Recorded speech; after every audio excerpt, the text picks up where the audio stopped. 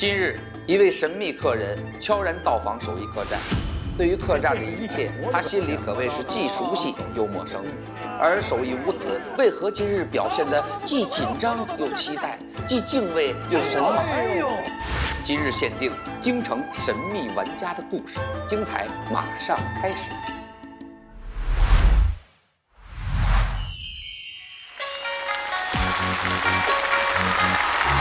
欣赏一段相声。节奏啊，注意，别着急，别着急，没合上，乱了，1、2、3、4，1、2，收。你还会点别的不会？一揉先吃面条。上来就这个，上来就这个。怎么了？怎么了？怎么了？就跟我不会似的。哎，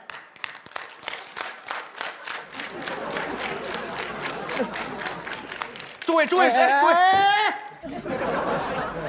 这玩意儿谁不会呀？你说这？哎呀，这招都让他学会了。什么可演的？这个又是一期新的节目啊！张九南还有我的搭档叫高九成，哎，大伙儿也是非常熟悉啊，有认识的了。哎，有喜欢他的朋友们吗？看，哦，谢谢。天津的老百姓需要提升品味了。哎啊，怎么喜欢我就不行啊？喜欢您是应该的啊，我也有点小才艺呢。我也非常喜欢他。嗯，你有什么才艺啊？我唱歌跳舞。哎，说学逗唱这4个字儿，来以说为主，以学当先。逗在其中，唱是辅助。这是相声啊。当中来说，范围最广的就是这个学字。对了，你能学什么？学的太多了啊！你比如说学个天上飞的，地上跑的。水里游的，草坑里蹦的，各省人说话，大小买卖吆喝，咱这都行啊。行了，学别人说话这也能学到吗？太能了，哎，太能了！哎，我跟你说，不用学别人，学别人可能大伙不知道，我学你就能学得特别像。谁？就我学你。观众朋友们都知道，张九南的说话声音独带一种特有的磁性。是你的声音有特点。我跟你说，我这说话声音一般人可学不上来。那是要不说咱们能耐大呢，能学一回。学你太像了。这样吧，这些姑娘们给做一个证人，好不好？哦，大伙儿啊，就看她学我说话像不像？对，行不行？各位，觉得不像，手里那山楂树下那瓶子啊，就照脸上啐。没问题。要学得像的情况下，怎么办？咱得奖励人家。哦，站起来鞠躬，咱就撤，哎，好不好？没听说过，学像的都走了。学得像，给你鼓鼓掌。行吗？好嘞。那我先说一句话啊。你就正常说话就行。我正在调大自己的音量，懂吗？大家好，我是德云社优秀青年相声演员，观众心中的德云6队真实队长，德云10队未来队长，江湖人称镇8方，玉面昆仑侠，我叫张九南。这么长一段话啊，太多了，我怕大伙儿记不住你说这话。那简单学几个字，一定让大伙儿也能记住了，我能学得上来呀。大家好，我是德云社相声演员，我叫张九南。来，我开始啊，来。这不用学啊，这不用学。我也得扩大音量吗？来。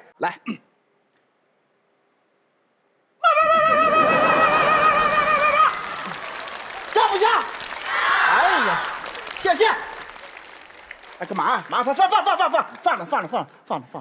干嘛呢？今儿咱俩就算少一个，知道吗？别少一个，人家说了学得像。你是不是喝了？你上台你？我喝山楂树下了，我喝了56度的山楂树下吗？2条队一块喝的。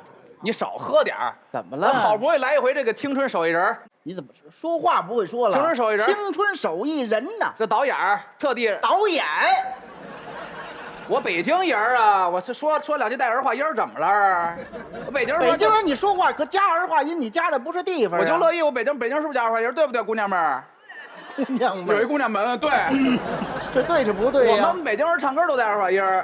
唱歌，手把官儿呀，能否别把嘚儿打？这，你是我的儿。没听说过，哪有这句啊？我们乐意，我们就这么加的不是地方啊。用着吗？少喝点儿，真的。没喝。尤其我师哥这2年，我觉得您啊，今年已经奔60了。谁呀？奔40没错吧？对。哎，尤其要注意身体。那倒是。您看啊，这个身体，你看我现在这身体就不如原来了。观众朋友们都知道，我原来身体都强着。我小时候大伙儿都管金刚狼，我小时候你叫金刚狼啊？对呀，现在呢？你现在呢？金刚狼狗啊？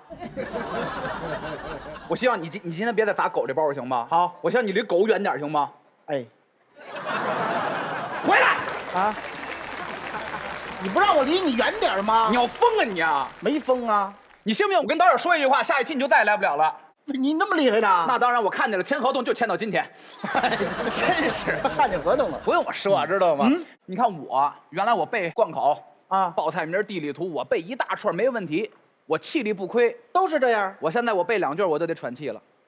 啊？那可不啊！现在气力不行了。对呀，不如原来了。苟延残喘了。我那意思，我需要你注意身体，好吗？没事的时候，你上外边多溜达溜达，多走走路，对不对？管住嘴，迈开腿。你看，我就喜欢走路，我就喜欢遛弯。哎，怎么了？你说的不对。怎么了？我溜达溜达可以，你不能老溜达呀。我为什么不行啊？你老溜达，那不走狗了吗？我那意思，你出去，你多看看咱祖国大好河山，爱遛弯，看看风景，旅游，弄个单反你也拍拍照片。是我小时候我就喜欢拿这个相机拍照片。你小时候啊？对呀。小时候就狗仔啊？你今天就没完没了了是吧？不是你看你小时候你就拍这玩意儿，我哎，你看你跟我就这么一口气儿你还给吐了，你倒没咽，要咽了就更完了。加油来，还有气儿吗？你没气儿，你喝个山楂树下。你跟我这么说话，你还想看见今天晚上的月亮吗？你要吃了它呀？可别介，我还想让它照亮呢。哎，演出太难了，现在啊！不要哭，不要哭。希望您注意身体，咱们哥俩都得注意身体，少喝啊，对不对？对。但是他这个人啊，确实来说，酒这是他的一个爱好，啊，喝的不是很多。咱们中国这个酒文化也是传承很多年了。我给您讲讲我师哥爱酒爱到什么地步啊？啊，你给介绍一下。你们都想象不到啊。就是我们德云6队嘛，大伙知道啊，德云6队马上就要这个单独出来了。谁说的？谁说的？怎么了？还要造反呀？因为太优秀了嘛。太优秀的干嘛？德云社给 K 出去了，干嘛的呀？哎，我们6队很团结。对呀，不能单独出来呀。队长是张鹤伦，队副是郎鹤炎啊。哎，然后这个他呀，然后我们酒海、肖白呀，我们都是德云6队的。对。哎，我们4个关系是最好的，就是我呀、张鹤伦啊、郎鹤炎呀，还有高九成。他们仨最近老出去玩去。啊，这哥仨有一个共同的爱好是什么呀？就是露营，在外边住。哎，就是驴友啊，荒郊野岭去探险去啊，外头住几天，也可以。这是他们哥仨的爱好。恼火的时候，前日子就去了吧，头好个月了。哎，去的那个地儿是一个什么森林，我也忘了，反正环境不错。仨人背着帐篷，天然氧吧呀，背着行李，就去了，找地儿住吧。仨人晚上住一个帐篷里，这伦哥睡中间，左边是九成，右边是郎鹤炎。睡到半夜大概3点多钟吧，伦哥胆小，伦哥就起来了，他什么眼神啊？伦哥的眼神就这样哦，不正眼看人，过来给九成一大嘴巴，起，打我干什么？给朗哥一嘴巴，起，怎么了？二位问你们俩事儿啊，看见这满天繁星，什么感想？叫我们看星星打一顿，真美啊！美个屁啊！没发现帐篷让人偷了吗？嗨，对。我睡帐篷里头能看见星星了。起，找家伙，找，没想到森林里还有小偷啊！真是让什么给叼走了吧？仨人，我带着你去就好了。我估计是摄像机接下来指路我这边啊，讨厌，仨人找啊，找半天没找着啊，结果发现不光是这个帐篷没了。还有随身的什么探险用的什么这个手机呀、小刀啊、打火机呀、指南针啊，全没了。随身带的这些物品、求生装备是全部丢了。哎呦，仨人怎么办呀？这个时候啊，伦哥要不说队长嘛，他的知识文化各方面都达到了一个新的阶段。他说：“二位兄弟听我的哦，咱们有一个科学的办法能走出这个森林。用什么科学办法？首先说，森林你找不着北边南边。”对，迷失方向了。你定义不了东南西北。对，哥有一个好的办法，咱们就能找到北边，看北斗星。不对，那是那满天树林，你看不见星星，那怎么办呀？怎么办？咱们扔鞋，扔鞋叫科学办法。扔鞋，把鞋尖一扔，就冲这边就走。走了大概3天，喝山泉水啊，吃树上的野果子。哦，要不说轮儿哥是队长的，哎，从森林直接就出来了，你看看，进入了沙漠。哎，从森林走沙漠去了，哎呀，这哥俩一看都疯了，哎咱出得去出不去了呀？还是方向不对了。咱往回走吧。就是听我的，老话说一条道咱走到黑就能出去了，对呀，没准走的就过去了。沿着沙漠咱就继续走。哎，怎么得走到头？走吧，走着走着实在是不行了，又没水又没吃的呀那。就渴啊。走着走着啊，这排头一个的是谁呀？郎鹤炎。我们还排着队走。对，就拿他当那个导盲犬那个感觉了。大黄嘛，走着走着，郎鹤炎啊，哇，哎，摔了一跤，沙漠里摔一跤，那就不对劲儿了啊！沙漠里你不应该有石头子儿什么东西啊？那不全是沙子吗？肯定是有东西把自己绊住了。是什么呀？仨人一想，万一是一个能跟救命有关系的东西呢？没准是个水。当时一挖啊，挖出一什么来呀？啊，一个银色的一个类似于茶壶这么一东西，水壶啊！哎，这边这么长，这边有一半儿。轮儿哥聪明啊！哟，阿拉丁神灯，对，阿拉丁神灯。哦，咱们就搓这神灯。哦，一会儿出了一个类似神仙的这么一东西，咱许愿，咱就回去了。那传说都这样啊！咔就搓，灯壶这盖儿打开了，哟，从里边真出来了，飘出来啊！长得那帅呀，长什么样？你就看我就得了。看你像个灯神呢你。灯神出来了，那个3个说相声的，哦，认识。6队队长张鹤伦，哦，6队队副狼突突，还有外号，还有这个张九南的搭档叫高九成。没有你还得提提你。哎，最爱听九南的相声，哦，说的非常的优秀。哦啊，你们3个有什么愿望吗？每人可以满足2个。呵，郎鹤炎赶紧过去了，着急回家啊！你好，2个愿望是吧？第一个愿望，哎，我这人呢就好吃，我好几天没吃了，哎，我需要家里有一个新的冰箱，这冰箱每天打开了都有不一样的美食，我的愿望，看了看啊，行吗？满足你，家里已经出现这个冰箱了，有了。第2个愿望啊，赶紧回家，哎，好，回去吧。行，一下郎鹤炎就不见了，哟，真实现了。轮哥赶紧跑过去了啊！哎，我先说我的啊，我这人呢就好钱，我要一张永远都刷不完的银行卡，有的是钱。哎，出现在我家客厅里。好，在你家客厅里了啊。第2个愿望回家。好，就回家发一打响指，轮哥也不见了，那就该我了，到我师哥了。慢慢悠悠，不慌不忙。哎，头一个愿望啊，我这人也没有别的爱好啊，我就是好喝2口，好喝酒。哎，而且我就好几天了，我现在就馋这口。干嘛？您在这儿啊，就给我来一大桌子，弄满了酒菜，再弄2壶好酒，想喝2口。现在我就得喝，就在这儿，就在沙漠里头。嘿，没问题。啪一打响指，当时酒池前面桌子酒菜全部好了，那我就吃就喝吧，都摆满了。第2愿望呢？成哥看了看这桌子啊，这一人喝没什么意思呀，把那俩给我叫回来吧。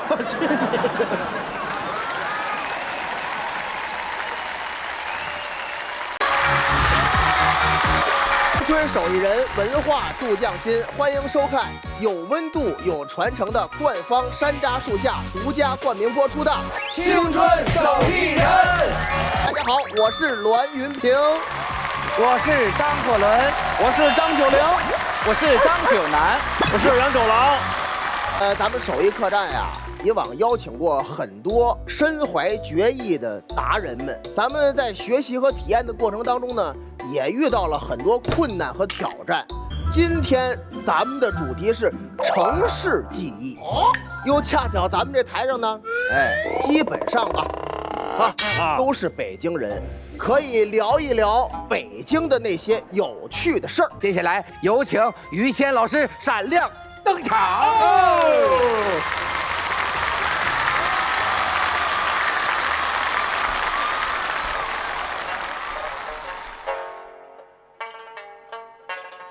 这名虫里的学问呀，可太多了，你们呀，好好的研究吧。嘿，还得是您呢，您慢走哎，玩着啊，哎，大爷来一个。哎呦，我可吃不了这个，太甜。来一个，来一个。下回，谢谢啊，姑娘。好得嘞，大爷哦，来您上脸。嘿，水灵，好鸟。哎，大爷您慢走。哎，得嘞，玩着啊。大爷，您快看看。嗨，这还，哎呦，这都在谱。当头炮，把马跳，先出车后出炮。你这甭看了，这不就僵死了吗？还是您，还是您的咱来玩的吧啊！大爷，抽根啊！我这刚抽完，刚抽完。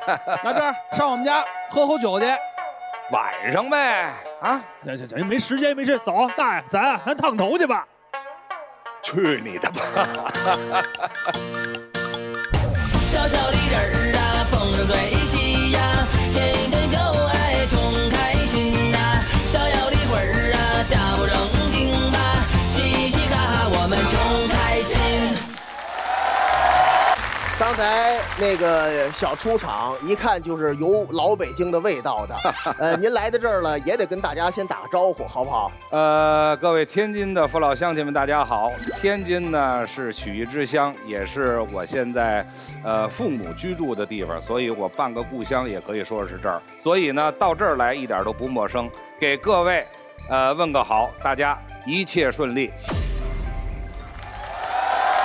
大儿也是第一次来到我们首义客栈，也是第一次以半个主持人和这个一个嘉宾的形式出现在这个舞台上，是吧？别看那个于大爷啊，是我们的亲爱的大爷，但是于大爷来一回可真不容易。大爷走得慢。主要是啊，今天这主题呀，我特别感兴趣。我呢又是老北京人，北京城、北京事儿啊，我这个脑子里边啊，装的东西太多了。是，想和大伙儿聊一聊。您觉着一座城市最吸引您的地方，一般来说都得说是吃的吧？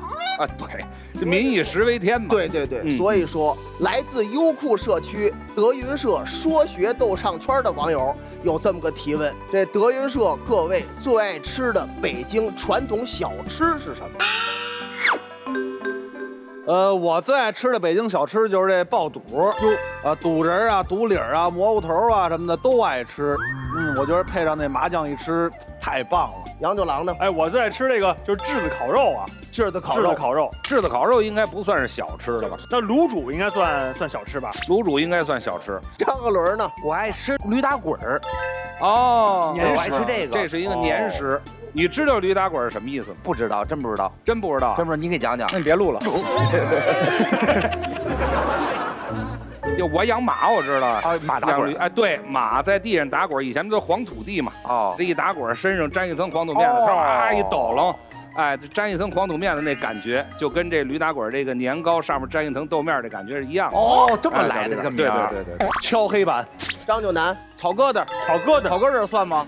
这个炒疙瘩可不能吃多了。这为什么不能吃多了？这个好家伙，它是要和的特别硬的面，切成特别小的丁儿，对，煮到8成熟以后，再搁到锅里边炒，基本上就是死面疙瘩。吃下去以后特别瓷实。对，就跟你吃完秤砣一样。这不王八吃秤砣？那不等义词吗？于老师，这北京小吃您最爱吃什么？刚才他们说这我都成，我都成。美食家您是。要是用一个词儿来形容北京的特点，这个您觉着怎么最合适？局气啊，这仗义，哎，反正这些词儿都挺能够概括，哎，对，讲究，是吧？哎，对，一聊起北京来，就看大爷两眼发光都。这确实是有好些东西可以聊出来。今天咱们可以跟于老师慢慢的聊一聊，好不好？是，咱们先别急着在这儿聊，我也能再给各位请到一嘉宾。这嘉宾来了，咱们坐在一块儿，踏踏实实聊。好。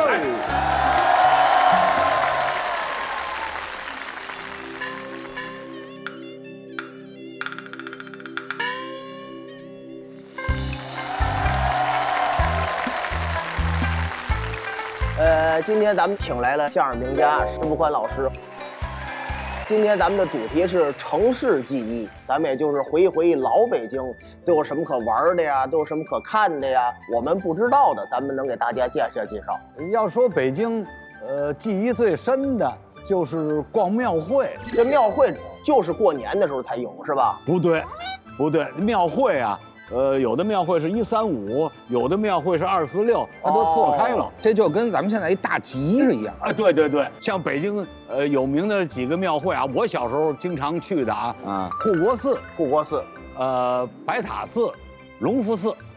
哎，我印象比较深的是仨，都是庙啊、寺啊前头才有。啊，对对对，所以叫庙会。对，叫庙会，就白天有，晚上就没有了。哦，因为它没有什么的那些灯光啊，那些设施没有。后来你们逛那庙会或摊位都是很正规呀，那时候没有这么正规的。也有什么打把式卖艺的撂跤，有表演的形式非常多，像咱们同行也有，咱们相声很多前辈在庙会都撂过地，都在那儿演出过啊，对，演出过。我给您说一个啊，有拉碗的有一个庙会，晚上有一个，这我还没听说。对，白塔寺还有一小民俗的一小典故，这是。那你给说说啊？白塔寺庙会，它每年它也是春节期间最热闹嘛。到了正月13开始，它就开始做灯，就改灯会，一直到正月15是最后一天，闹花灯最热闹的望灯。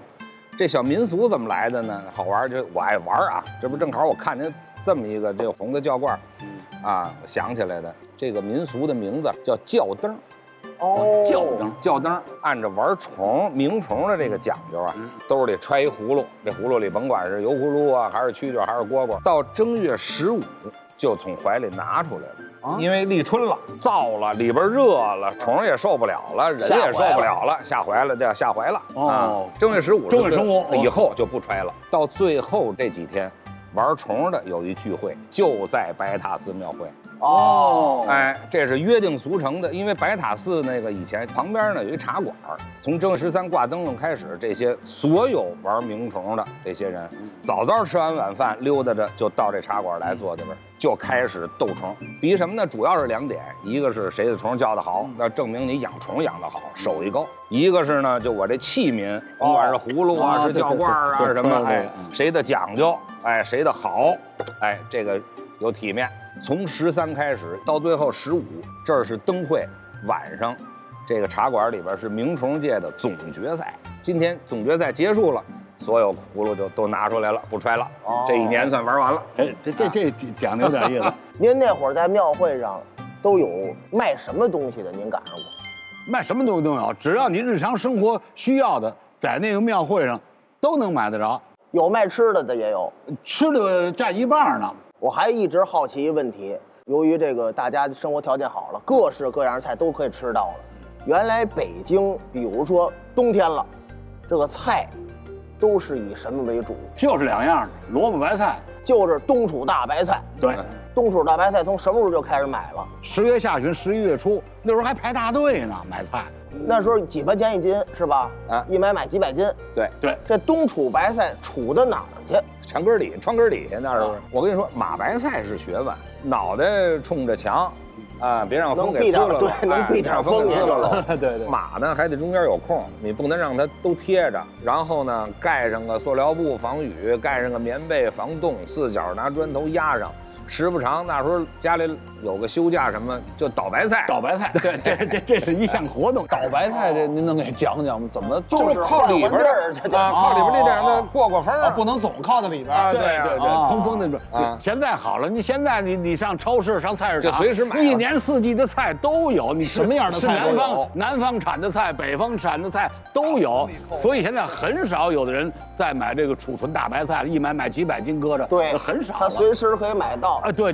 这个2位老师也聊了聊庙会、食品，以及还有这个蛐蛐，聊天的环节算告一段落。咱们节目继续，好不好？好。欢迎施富宽老师。从我们这个相声行业啊内部来说，论资排辈儿，咱们这算是祖孙3代了。哎，是。咱们这个祖孙3代呢，除了张鹤伦，可以说咱们都是生长在北京。张鹤伦算个新北京。对。那这样吧，那你算第4辈儿。答案。我觉得我吃亏了，该4世同堂了。没事，我们都疼你。这个于谦老师，为什么您把施富宽老师请来？今儿我把施先生请过来呢，咱们可以聊一聊相声整个这个师承，这也是老北京城市印象里边很深刻的一个脉络。对，这个北京说相声人多吧？说相声人多。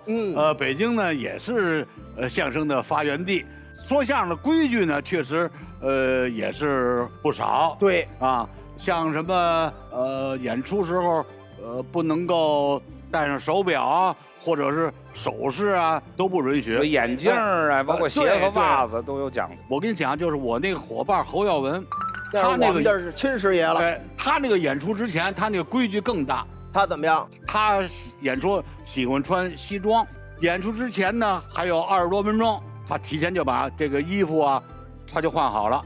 换好了你就注意他，从来他不会坐着，他就跟我说，你看咱们相声演员本身就是2个老爷们站台上这么一说，服装又不是那么绚丽多彩，必须得给人看着得整齐，得整洁，说这是最关键的。他说我一坐裤子必然这儿就会出好多褶子，他一出褶子，他说我往台上一站，那观众看着就不好看了，别扭。对，所以他演出之前，他这规矩特别大，这是耀文值得我学习的地方。对观众负责，对自己负责。对，再有我师傅那时候就嘱咐我，您的师傅是高凤山先生。对，我师傅就跟我说，演出之前有几样东西你可不能吃。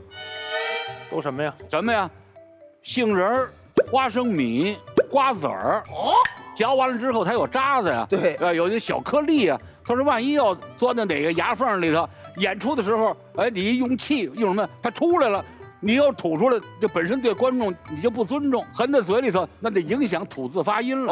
所以我师傅就说这几样东西一定要记住了，别嘴馋。这个是高先生教给您的。对，这规矩。您当时教给于老师了吗？都教我了，这好习惯他都有，都有。这好习惯他都有。我特别好奇，我想问问您啊，您的收徒标准是什么？就是怎么能挑上了于谦老师了？这中间得感谢一个人，就是李金斗李先生。李老师。李金斗呢，把于谦带到我们家里去。爷俩那是初次见面因为我以前我没收过徒弟，因为我想我确实说句良心话，能力有限。还有一个原因，人家于谦呐，在北京曲艺团学员班时候啊，人家已经受过高人指点了。后来我就说，这样吧，我往后呢，你就认识我这门了，你就常来吧。一来二去的，当时没说收。对，当时呢，我们还小，我才12岁多，不到13。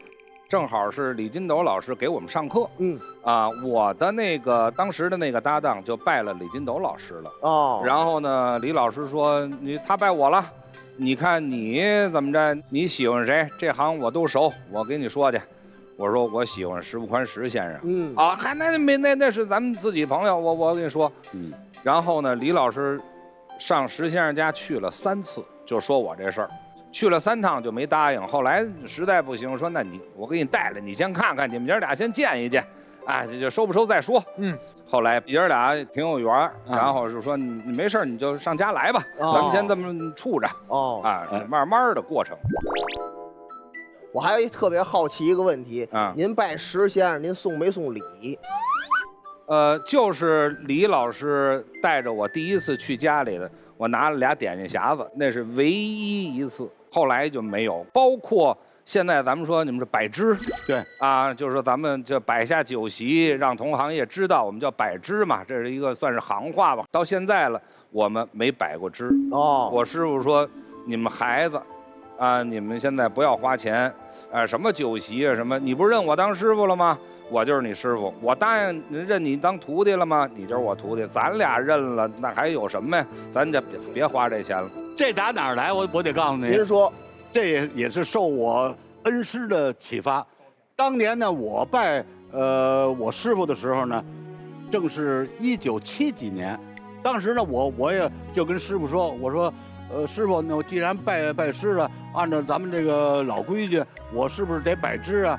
当时我师傅就说了，你1月工资就这么低，你还养活一个孩子，摆完支了吃完了，那你这个今后日子还过不过了？师傅就说，我承认你是我徒弟你有什么不懂的不会的，我教你我传授给你，这就完了，跟别人有什么关系啊？孩子好好过日子，这是我师傅的话。这话多暖呀，为您着想。这个师傅疼徒弟，所以到现在我非常感谢我师傅。这也是传承，这观点是传承下来的。您2位在台上合作表演过吗？有过。那是您逗呢，还是您逗呢？他逗的。我们是演了一个小段哈姆鼓，对，有那么一段。这个东西人说这么点个儿啊，这叫唤声怎么那么大呢？怎么了？你这样看着我，行了，太大了这是。相声演员在台上的时候最擅长的就是抖包袱。观众就好奇了，说这个相声演员生活当中他是不是也特别爱讲段子？没有。你看于谦就是生活当中你要跟他接触，如果不了解的话，还认为他怎么不爱说话呀？他是这么一人，从来他不讲段子，而且他是看段子。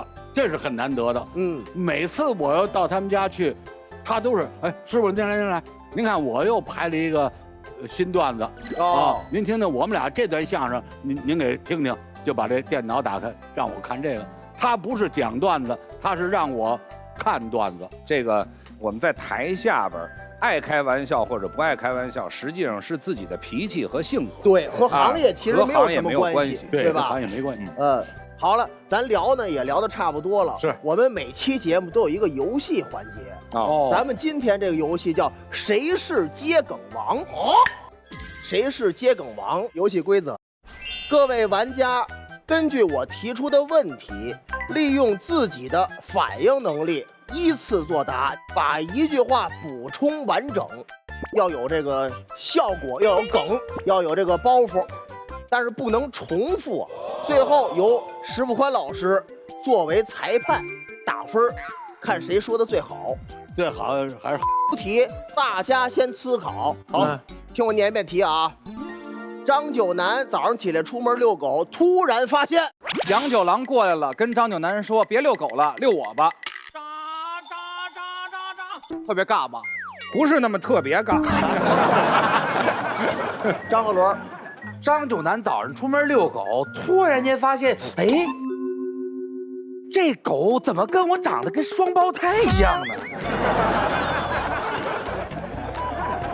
张九南早上出门遛狗，突然发现这狗跟他说：“得了，我不遛你了，咱回去吧。”这个不错，他们声音都挺洪亮的，声音洪亮管什么呀？我们就剩能发声了。张九南早晨出门遛狗，突然发现没狗，你有点没够了。我听你没够，我听你真的。于老师，张九南早晨出门遛狗，突然发现自己就是狗。于老师，您也够狗。咱们下一题啊，张九龄有天起床，走到镜子前，发现自己……我先说，张九龄有天起床走到镜子面前，发现自己什么？这个模样，这个长相，这个戳格，怎么跟张鹤伦一样帅呀？请坐。我说你这个想的那么快呢，是吧？去掉一个最低分。张九龄有一天起床，走到镜子前，发现自己原来不是唐朝的宰相。都不挨着了，你这才最低。用咱们行话，这皮儿厚了点，不知所云。张九龄有天起床，走到镜子前，突然发现自己家的镜子碎了一地，低头一看，两只脚底下踩的全是镜子渣。一般也可以说玻璃碴。你是北京人吗？这北京人管镜子叫镜子渣。镜子渣，把脚渣。九龄有天起床，走到镜子前，突然发现自己不是唐朝的宰相，发现自己是走过来的。师爷，我觉得我赢了，起码我还有一皮儿。现在目前来看，谁最好？最好还是鹤伦。于老师想好了吗？张九龄有天起床，走到镜子前，发现自己还没起床呢。哎呦，吓人呀！这是个悬疑剧，掌声拍在辈分上。有了于老师这个了，是不是更能显示出张鹤伦那个更好了？咱们下一题啊，有一天张鹤伦不再是六队队长了，他会……哥，我想好了。有一天，张鹤伦发现他不是六队队长了，他会明白自己是因为没有实力、没有颜值、没有人品。有一天，张鹤伦不再是6队队长，他会不断的努力，不断的进取，头悬梁锥刺股的去拼一个德云副总的职务。张鹤伦，咱们这个游戏叫谁是接梗王？哦，不是川味王，梗在哪儿？梗是你我快脑梗了。你来一个来琢磨琢磨。有一天，张鹤伦不再是6队队长，他会走到镜子前看看自己，是不是张九龄？是不是？对，看看自己是不是张九龄，来回来去说呀。咱得来捞点干的了啊！栾云平，就是陛下啊。陛下埋藏在心中多年的愿望是。哥，您还有没实现的愿望吗？我当然了。哎呀，你记住，我现在是副总，对，我们有上升的空间。拼一个副总的职务，取缔于老师捧哏，还乐呢，大爷！哎，您心太宽了。愿望嘛，愿望总归要有的。来吧，栾云平埋葬在心中，埋藏，埋藏，不是哥，你这要把栾哥给埋葬了是吗？栾云平埋藏在心中多年的秘密是愿望，多年的愿望是。一会儿趁着石师爷站起来，撤掉他的板凳，然后让他坐下。这我给您总结，栾云平最大的愿望就是给他来屁墩儿。栾云平埋藏在心中多年的愿望是：我什么时候能像张鹤伦那么帅呀？你有多自卑呀？栾云平埋藏在心中多年的愿望就是和张九龄合影，索要签名照片。这是你的愿望，是我的愿望啊！很自信，小伙子。埋藏在心中多年的愿望就是走到镜子前看看自己是不是栾云平。栾云平埋藏在心中多年的愿望是背词儿快。我确实是背词儿太慢，就是排一个话剧。侯震的词儿都背下来了，他还没背下来。像话吗？像话吗？像话吗？咱们还有一个这个测试反应的游戏，我们3个词儿大家一起来造句，但是不能重复，要符合逻辑。请听题啊！臭水沟，张九南飞翔。张九南飞翔在臭水沟里，真俗哎！张九南在臭水沟里边唱歌，你就像那冬天里的一把火。发现这歌不叫飞翔，是费翔演唱的。不错不错不错，他已经会站起来了。臭水勾着张九南飞翔，张九南愁离不开臭水沟，唱着我心飞翔就飞翔了。申请弃权行吗？我替你来。太好了，张九南遇到了臭水沟，我要是游过去太脏，怎么办？我要飞翔过去。好，太好了。咱们下一题啊，山楂树下，张九南，青春手艺人。青春手艺人的张九南最爱喝山楂树下，山楂树下鲜果榨，多吃一点也不怕。张九南录完青春手艺人，立马就要开一瓶山楂树下，他就特别爱喝这种酸甜口的多吃不怕的好饮料。我们最爱看完山楂树下青春手艺人之后去遛张九南。张九南因为喝了山楂树下，才能参加青春手艺人。青春手艺人感谢山楂树下的支持，但是只有张九南对不起人家。张九南最爱参加由山楂树下独家冠名播出的《青春手艺人》。好，这个接梗王啊，我认为表现最好的是张鹤伦。哎呦，谢谢师爷，确实表现得很帅。你的重复终于让你师爷信了。刚才咱也玩了游戏了，也非常欢乐。下面呢，咱们这儿有一组照片，就是大家小时候在北京和北京的著名景点的合影。咱们有请这个老师们放一下这大屏幕。这个是谁呀？这是我。哦，这是那个天坛。这我估计也就是，可能也就1岁是吧？自己走路都走不利落呢，家里人推个婴儿车带我去玩去。这个是谁呀？这也是我。这是动物园吗？是动物园。后面什么动物？这是羊吗？那这真记不清了，但是对这个毛衣印象特别深，好像是我姐姐什么都穿过。啊，就慢慢就给我了，也是哦。那会儿就讲究这衣服都穿一遍嘛。现在也讲究，第一个是人穿出来了，它柔软，对，不那么扎得很。再有一个呢，就是也是接福的意思吧。哦，第三个就是省钱，然后也别浪费东西。对，这是我师爷，这是中央电视塔上面那景搭的景。哦，那会儿你就是综艺咖了。对，那没那么早，那个动画城挺好。这也是我这个骑着个象是吧？对，这是在哪儿？这是北京动物园。我就跟活物合影，你们只能跟着雕像合影。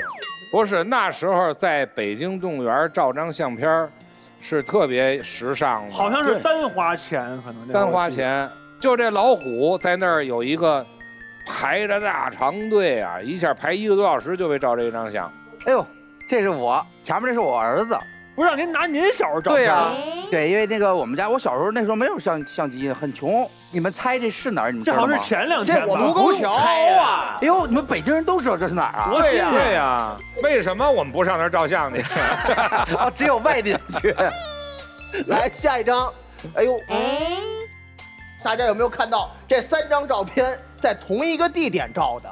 石景山游乐园。第一张是那个我的爸爸和我的妈妈。在这个抱着我，这是你是吧？对，第一张那个小的是我，第二个是谁？我哥，那就是那个碰碰船那块儿。大哥，哎，大哥，你再看看，第2个是我，第3个是我，你别瞎认行吗？来，下一张照片，你这是在哪个著名的旅游景点啊？这是北海，这是在北京游乐园，而且我这一身衣服和我这个帽子都是我奶奶做的。哦，下一张。这是我，这太帅了，这个必须得问问了，这是哪年？对，这还真想不起来了，这也就是30来岁。这是在哪儿照的呀？这哪儿拍的？我都想不起来，可能是照相馆后边挂一个顶，画哪儿是哪儿。这是我跟耀文我们哥俩呀，80年代初在中山公园照的照片，这我印象特别深。这是当年北京啊，有个叫电子出版社。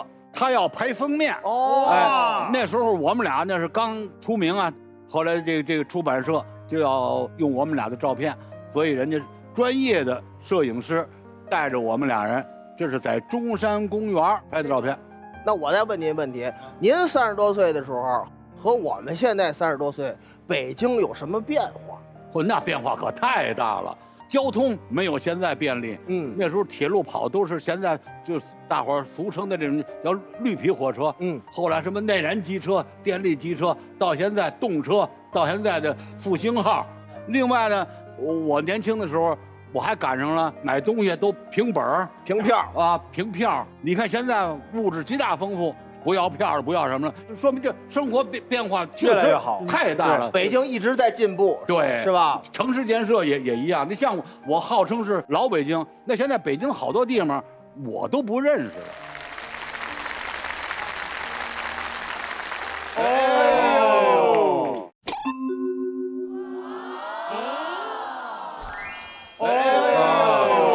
这全有了。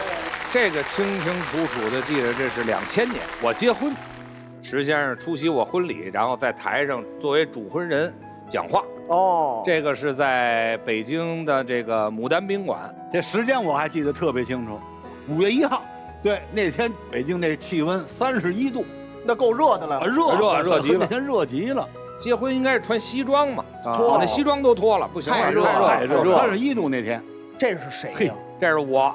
你看这服装这范儿，它就像我小的时候这个穿着军装，那时候有一身军装可了不得。这身军装也是这个照相馆这里边的，对，这跟人给搭的衣服。那时候您几岁？可能都不到3岁吧。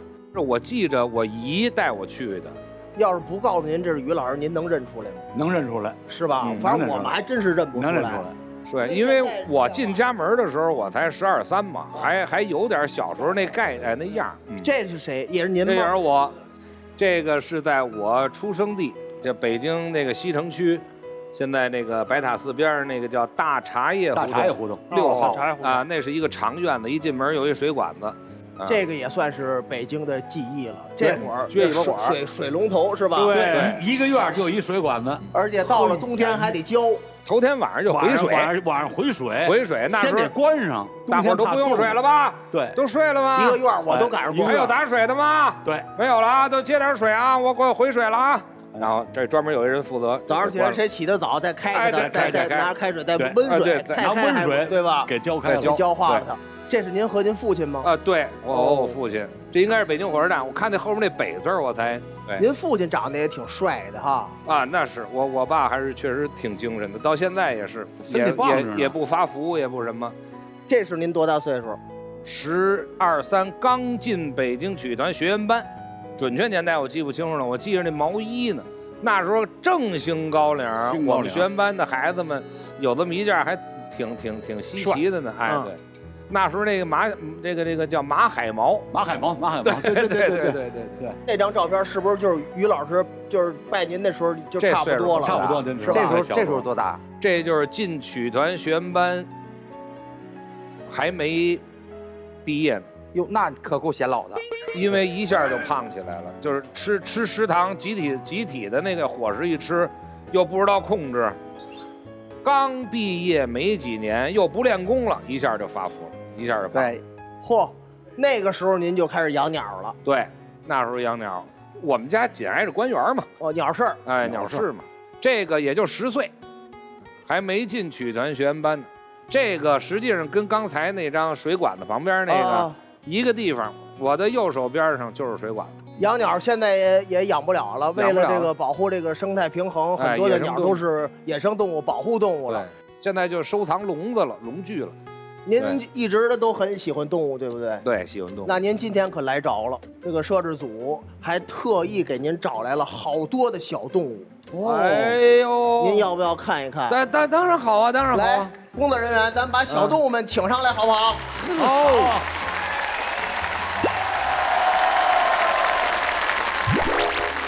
欢迎这些动物朋友，来朋友，来宝贝。哟呵，还真上来了嘿！真帅嘞，还真。上来，给点面子。他这不行啊，在后边谁轰他一下？哎呦，这个咱们先跟他们认识认识，好不好？这都是什么动物？这都是。这我熟啊。啊，您给我们讲讲。嗯。这个马肯定您比较了解了。矮马嘛，矮马，我也养这个。这个应该是这个法拉贝拉这个品种。哦，这个品种是世界上最矮的品种之一。哦，其他都比它高点是吧？啊，对，现在世界上可能世界之最30多公分。哦，30多公分就这么高吧？哦，嚯，跟狗一边高，比狗矮多了，最起码跟它差不多。跟张九南不是张九南啊，是张九南牵着的那个。您为什么这么喜欢这个矮马呀？因为小的时候就喜欢动物，动物里边尤其喜欢马。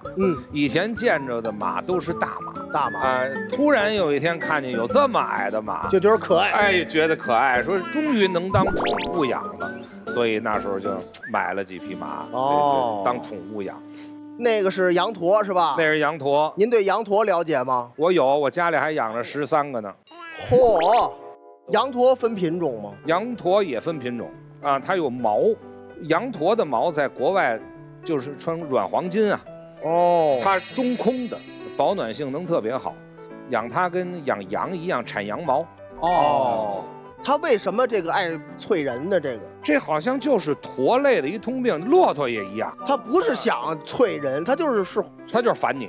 这是他们的一种厌恶的表达方式。对，厌恶的表达方式。他不愿看见你了，或者你对他觉得有攻击性，他就吐你。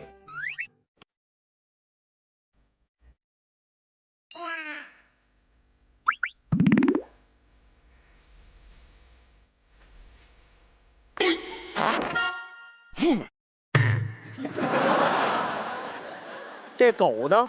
这狗应该是边牧吧？我刚开始看成喜乐蒂了，你知道吗？因为喜乐蒂这种毛色的多，这种叫陨石色。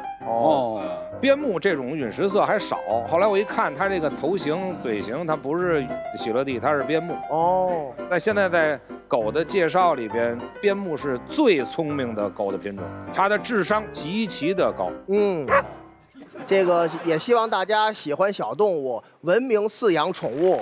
好，下面呢有一个游戏环节，这个游戏的名字叫小动物运动会。我石老师、于老师，我们3个人为裁判，你们4个人分别和小香猪成为组合，在规定赛道内跑完1圈，回到原点即为胜利。是我们跑，是猪跑？猪跑，你跑什么呀？啊，都准备好了哈？准备好了，开始！走，快走，走啊！哎，张伦这行了，嘿，快走！哎呀，嘿，九南，走，这儿，往回走。哎，你干什么？人跑出去了。哎，只有我还在赛场上。回去。走，过去。哪边去？这边。回去。哎，走。哎，走，再走。蹦，走。张九龄获胜，这是最棒的猪。我跟你说，我比这猪还累的。哦，来。刚才张九龄得到了1分，现在是第2轮，看谁能得到第2分了啊！哎，预备，开始，走了，走。哎，你干什么？走。哎呀，没到头啊！你那没到头啊！转向了，这边，哎，宝贝儿，这边，这边，走，对，这，哎，回家了那个。张九龄您睡了。我们这头1轮拼尽全力了。这猪也学机灵了是吧？人生就像一条永远有坎坷的路，你一定要走完它，这样我们的人生才算圆满。我们可能遇到无数挫折、无数痛苦，但是你要知道，终点才是我们唯一要前行的地方。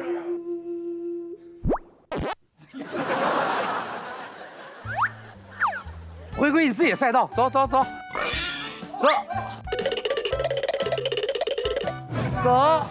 好，你到了吧？我这到了。啊，你到了。我觉得咱们这比赛就到这儿吧。哎呦，累死我了！感谢小猪们，也感谢这个4名队员。这个猪看完了，请大家。